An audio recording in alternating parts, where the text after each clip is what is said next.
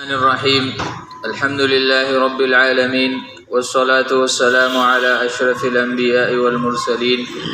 وعلى آله وأصحابه أجمعين أما بعد ذكر الله سلورم أدب داده چکلهم منگ ذکر کو چی پا غفلت کی پا بے فروائی کی ذکر نکو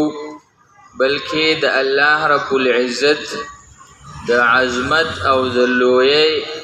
زمون پزړه کې استحزاري چې مونږ ته پته مونږ دا احساس لرو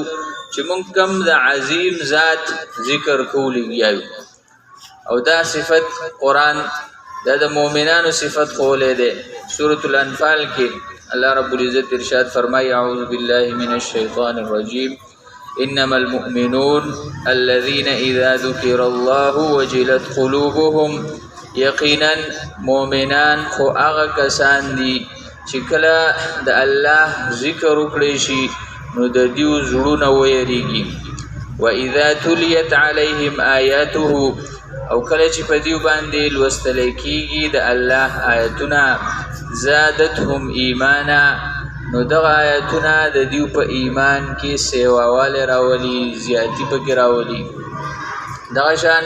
همدغه صفات د مؤمنانو د